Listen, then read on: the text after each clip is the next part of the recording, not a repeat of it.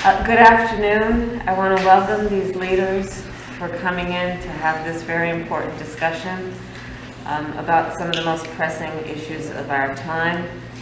I am Kamala Harris. My pronouns are she and her. I am a woman sitting at the table wearing a blue suit. I'm very thankful to the leaders who are here today for joining us for this very important conversation that is on the topic, as much as anything, of justice and equality and freedom. Thank you, Madam Vice President. I am Rohini Kosolu. I will be moderating the conversation. Domestic Policy Advisor to the Vice President. My pronouns are she, her. Thank you, Rohini, and thank you, Madam Vice President. My pronouns are she, her. I'm a white woman with long brown hair.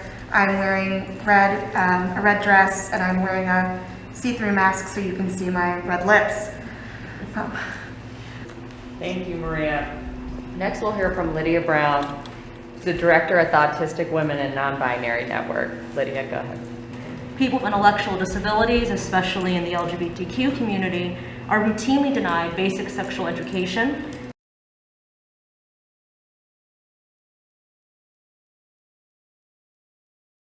Say hello and I don't look like I'm in office. You guys don't know me. And you won't know it. Look at it, I won't wait. I'm not coming out from this.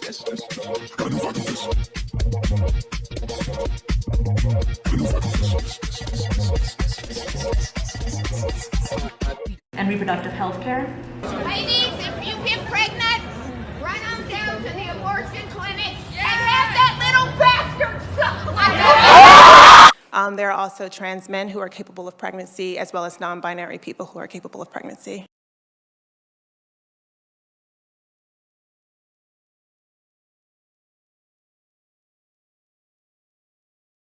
Thank you, Rohini. Thank you, Madam Vice President. Next, we'll turn to Robin Wilson Beatty, who is, and we have an educator here with us. She is leading an organization today, and she is a disability and sexual reproductive health educator. Robin, go ahead. Hi, thank you, Rohini, and thank you, Madam Vice President. I am a Black woman with curly hair, and I am wearing a vintage black and floral dress. I'm a certified sexual and reproductive health educator. Thank you, Robin. Next, we'll turn to Dior Vargas, an advocate for mental health and disability rights.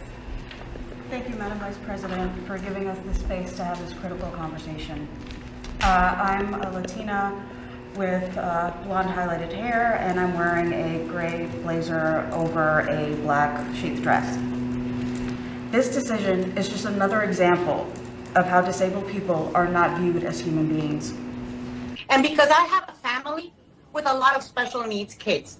I have a brother who's 57 and has the mental and motor skills of a 1-year-old. And I know what that means financially, emotionally, physically for a family. And I know not all families can do it. And I have a step-granddaughter who was born with Down syndrome. And you know what? It is very difficult in Florida to get services. It is not as easy as it sounds on paper. And I've got another step-grandson who is very autistic, who has autism.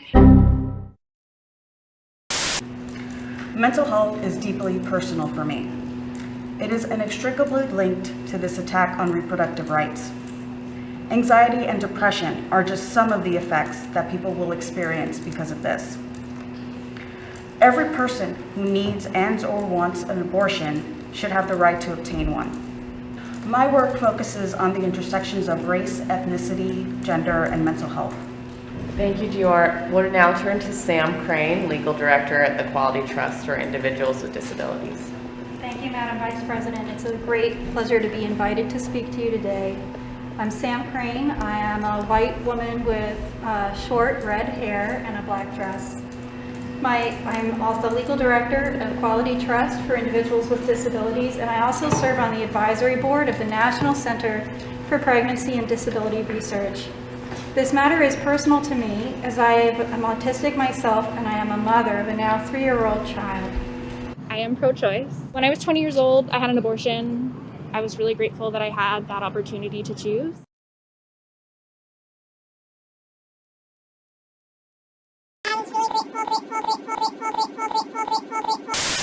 The ADA was designed to really capture the right to self-determination that all people should have, which of course obviously means those with disabilities. And Dobbs did so much that is going to undo the very spirit of that principle, which is the spirit of all people being entitled to self-determination.